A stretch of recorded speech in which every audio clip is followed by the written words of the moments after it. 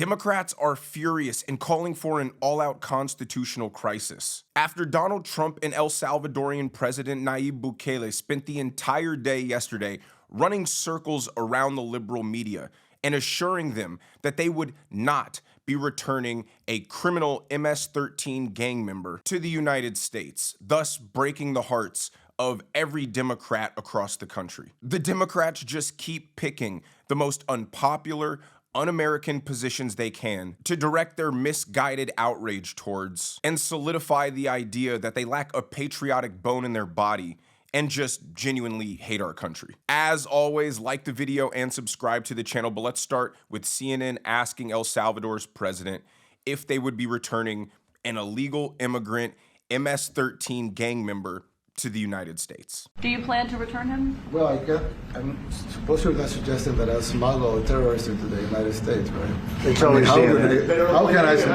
How can I return him to the United States? Like, I smuggle him into the United States, or what do I do? Of course, I'm not going to do it. It's like, the question is preposterous. How can I smuggle a terrorist into the United States? I don't have the power to return him to the United States. So you can release him inside El Salvador? Yeah, but I'm not releasing, we're not very fond of releasing terrorists into our country. We just turned the murder capital of the world into the safest country of the Western Hemisphere, and you want us to go back into the releasing criminals so we can go back to being the murder capital of the world? No, that's not going to happen.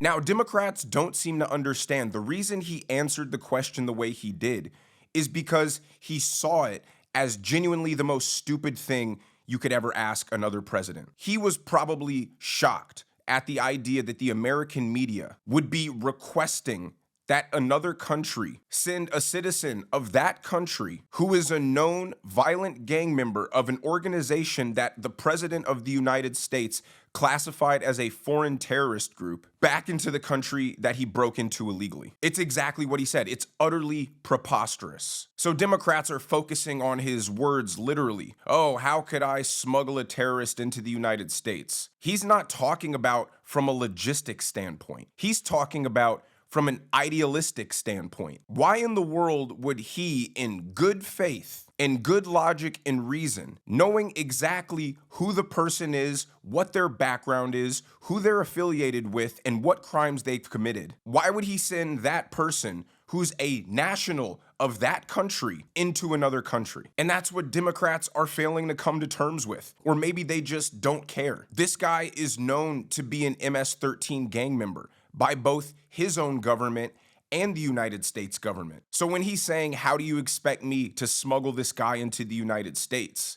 They're not talking about easily sending a plane and getting him out of the jail and how he would physically get him here. He's saying, how do you expect me to justify that morally? Somebody I know to be a vicious gang member of a group that my ally labeled a terrorist, and you want me to send this guy back into my friend's country? No, it's not gonna happen. Like, the left has this impression that Donald Trump and MAGA isn't respected on the world stage. But the truth is, their self-destructive behavior is what's embarrassing on a world stage. They make our country look like it's half whack jobs and crazy people. Another world leader is sitting here looking at our media asking, wait, a political party in this country is actively asking for us to return a terrorist to their country? They want to import these awful people into their country? They don't look compassionate or like supporters of human rights. They look like unserious people who are trying to facilitate the downfall of their own country. Now, this is when Bukele and Trump start having a little bit of fun with the liberal media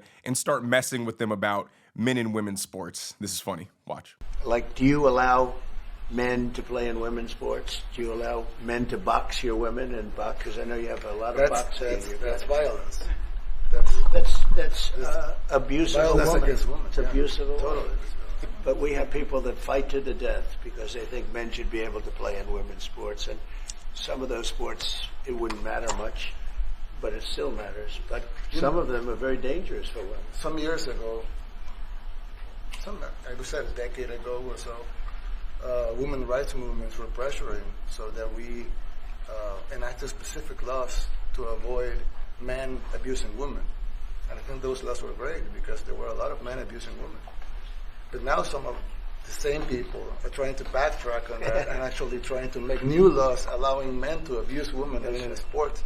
So actually, that You doesn't do make it in sense. sports. It doesn't make sense. It's crazy. You know that. It's almost like Trump is taking his friend to the zoo exhibit. He's like, hey, buddy, you want to see how stupid our left is? Not only are they advocating and begging for you to return a terrorist to our country, but look just how stupid their ideology is. They think that men should be able to beat up on women in sports. Isn't that ridiculous? Like, it's that kind of insane, unrealistic, unserious ideology that makes the world think that they can walk on us, that they can take advantage of us. Again, you have to wonder why the Democrats are more mad about this than they were about things like Laken Riley being killed and Colorado apartment buildings being taken over by these gang members. They just brushed it under the rug. Those are some of the byproducts of inclusion. Yeah, sometimes they'll murder your people and take over apartment complexes, but look how nice we are letting all these poor brown people into our country. They abused the asylum system, overwhelmed the immigration system, hoping that the system would break down and these people would be stuck here. The Democrats had absolutely no problem with that degradation of rule of law. But now, as we're trying to get these people out, it's like they expect every single person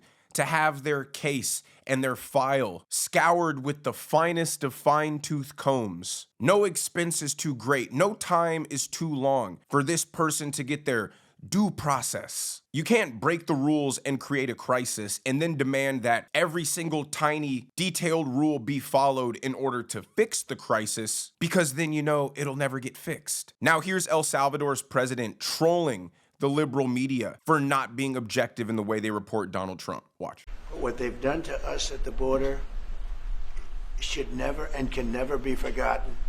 It's a sin what they did, and you are helping us out, and we appreciate it. Thanks. Thank you. Actually, what you're doing with the border is remarkable. It has dropped, what, 95%? It's incredible. As of this morning, 99%, 99.1% to be exact. Why are those numbers not in the media? Well, they get out with the fake news, you know, like CNN over here doesn't want to put them out because they don't like putting out good numbers. They only like putting out because I think they hate our country, actually.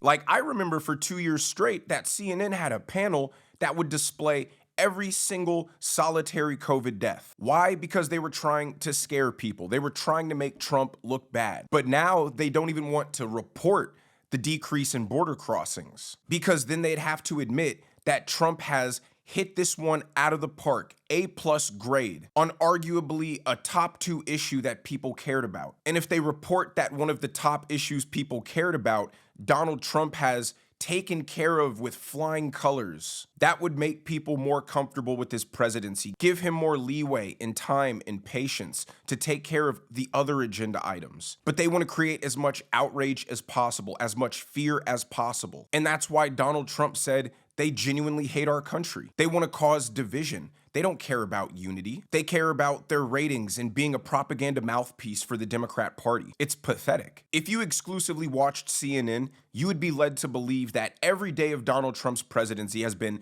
an abject failure, an imminent constitutional crisis, theft, destruction, manipulation, and chaos. And you have to ask yourself, what are the true intentions of people who want to create such a tumultuous environment? But CNN really took that attack personally, and here's Dana Bash coming on to clarify to their viewers that they don't hate America, they actually love it. Watch. A lot of some misinformation as well, but we want to digest all of this right now with our terrific panel here and our reporters. Jeff Zeleny, I want to start with you. You are at the White House.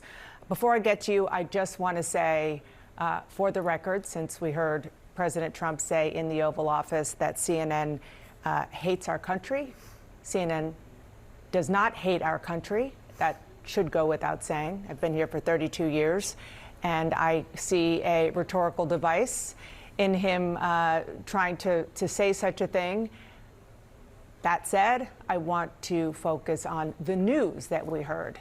Now, any normal person wouldn't even respond to a comment like that if it didn't actually hold some merit. But of course, CNN had to justify themselves because the evidence is so overwhelming that they have anti-American ideology. Someone on X made this small compilation in response to Dana Bash saying they don't hate America. And You guys check this out. Here's a nice refresher. Here's a breaking news. We live in a racist, sexist, homophobic, Islamophobic, anti-Semitic country. Everything they're doing runs against making America great. Well, it was never great, so I'm not going to say the again part, but making America great. Kicking off the Independence Day weekend, President Trump will be at Mount Rushmore, where he'll be standing in front of a monument of 2 slave owners and on land wrestled away from Native Americans, told that be focusing on the effort to, quote, tear down our country's history. They strongly believe, these human smugglers, that this is their chance to enter the United States. This is their chance at the American dream. That's why they risk everything, only to find out that it's all a lie. And when we got our freedom, our quote-unquote freedom, we were never restored whole, which is why you hear about reparations. So until the United States atones for that and makes good on that, we're still living in a racist country. So again, just another example of Democrat gaslighting. They want us to forget that the last 4 years never occurred. That wokeness and DEI and critical race theory and gender ideology never really happened, or if it did happen, it wasn't to the scale that us Republicans are mad about. They're relying on people having very short attention spans and not remembering the disgusting culture and environment that they created over the Biden administration. I mean, all you heard from these people, all they ever platformed were opinions about how disgusting and institutionally broken and oppressive and racist and bigoted American society was. How our people were bad and awful. Our institutions were bad and awful. Our founding fathers were awful. We were built on genocide and slavery and white supremacy, and that's it. Now, Stephen Miller was out on the White House lawn answering questions from the media and just got frustrated with the deceitful narrative the media is trying to push and choosing this hill to die on. And I just wish we lived in a country where the media gave 1/10 a damn as much about Americans who were murdered and brutalized and savagely killed, beaten to death, as they did about whether illegal aliens that we all agree are illegal aliens should get 1 million days in court and 1 million trials and 1 million this and 1 million that. There's 15 million illegal aliens that violently enter the country. If every one of them got the trial that you're asking for, it would take us centuries to remove them. Centuries. We'd be talking about this in 300-400 years. Their great-great-great-grandchildren would be the ones representing them in court. That's how long it would take. Illegal aliens who come to our country have to be removed, and they have to be removed quickly, and that is an essential component of having something that we like to call a country. The Democrats keep swearing that this guy who was deported was not an MS-13 gang member. But yet in the same breath, they'll admit that there was an order from a judge not to return him to El Salvador because it was too dangerous, because he would be killed by MS-13. So here's where we have to do a simple logic test, right? In order for MS-13 to be so mad at you and have such a reason to threaten your life that you can't return to El Salvador, that probably means you were involved in the gang life, revealing and incriminating that you are in fact a gang member. Or the other option just has to be he's a regular citizen of El Salvador, and the gangs have that much control, they're that pervasive, they're that dangerous to any citizen of El Salvador, that essentially the entire population of El Salvador would meet the asylum criteria to be allowed to legally enter the United States. So either this guy was a gang member and there's a specific reason that this gang wants his head, or he's just a regular guy from El Salvador, and at that point, every El Salvadorian should be allowed to legally enter the United States. And if it's the latter, and it's just corruptive gang violence that allows you to seek asylum in the United States, then we might as well be opening our doors to half of the world's population. That was the kind of abuse that the Biden administration was partaking in, and how they broke the illegal immigration system. Oh, is your life not perfect? Well, come on down to the United States of America. We'll give you free everything, and we'll send you anywhere you want to go in the country. Never have to pay for anything again. Our taxpayers gotcha. And the other deceitful narrative that the media is pushing is they keep calling this illegal El Salvadorian a Maryland man. They are purposefully calling an illegal El Salvadorian MS-13 gang member a Maryland man because they want people to be sympathetic. They want people to be compassionate. It's absolutely bewildering. But here's Pam Bondi speaking on that. Jesse, you know, when you're listening to all these liberal reporters, they keep calling him a Maryland man. He's not a Maryland man. He's part of a foreign terrorist organization. He's a member of MS-13 who, as you laid out in your monologue, came to this country and committed just gang acts. He was caught, and he was two judges, an immigration judge and an appellate judge, ruled that he was an MS-13 member, as well as ICE's testimony. Yet his attorneys are saying he's not affiliated with the gang. They're wrong, and he has no right to be there. But for an extra step in paperwork, just like you said, he would go right back to El Salvador, which is his home country, where he belongs. And President Bukele does not want to give him back to the United States, nor do we want him back. Right, so that's it. I mean, this guy isn't illegal. He had a deportation order. The only thing that went wrong in this entire process is they said he couldn't be sent back to El Salvador because of risk to his life by MS-13. But the whole argument the Trump administration is making is over the last 4 years, Bukele has effectively eradicated MS-13. There's more MS-13 in California than there is in El Salvador. So the entire risk to his life has been resolved. It no longer exists. So at the end of the day, what you have is an illegal El Salvadorian who was ordered to be deported from the United States back in El Salvador. I don't care about any other details of the story. That's the picture. And you want the president of El Salvador knowing who this person is and Donald Trump knowing who this person is to move mountains to get this guy back into the United States just for him to be instantly arrested and then either deported back to El Salvador or some other country. It doesn't make sense, and it is such a weird hill to die on. The Democrats are rooting for the downfall of America. They support everything that is against America's interests. They have more compassion for illegal gang members than they do our own citizens. They actively root for other countries to take advantage of us in trade. They bash the president for trying to restore American manufacturing. They shame women for not wanting their private spaces and sports invaded by men. They applaud and celebrate foreign national college students coming here fomenting chaos and riots in support of Islamic terrorist groups. They're against cutting government corruption and lowering taxes for middle-class Americans. I personally cannot think of a worse political brand. But let me know what you guys think down in the comments section below. If you enjoyed the video, make sure you hit that like button. Make sure you subscribe to the channel if you have not already. Turn on those notification bells so you never miss a video. And I will see you guys in the next one.